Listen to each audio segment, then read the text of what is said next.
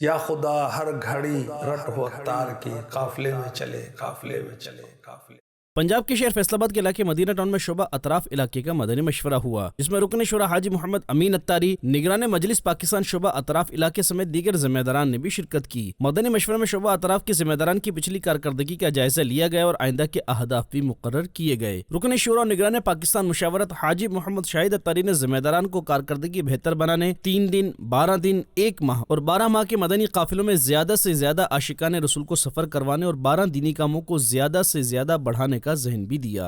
12 جون 2022 انشاءاللہ الکریم اطراف کے علاقوں میں 3 دن کے قافلوں کے ساتھ ساتھ ہم نے 12 دن اور 1 ماہ اور 12 ماہ کے قافلوں کے ہدف بھی رکھے۔ 1 ماہ کے کورسز کی تراکیب بھی کی گئی ہیں، اور قافلہ دعوت اسلامی کا ایک اتنا اہم کام ہے کہ ہر دعوت اسلامی والے کو، نئی دعوت اسلامی والی کو بھی اپنے محارم پر انفرادی کوشش کر کے قافلوں پہ تیار کریں، یہ سارے دعوت اسلامی والے قافلہ ذمہ دار بن جائیں۔ مدنی مشورے میں پاکستان کے مختلف سیاحتی مقامات پر آنے والے سیاحوں کے درمیان بھی نیکی کی دعوت عام کرنے کے حوالے سے گفتگو ہوئی اور اس حوالے سے بھی اہداف مقرر کیے گئے۔ گرمیوں میں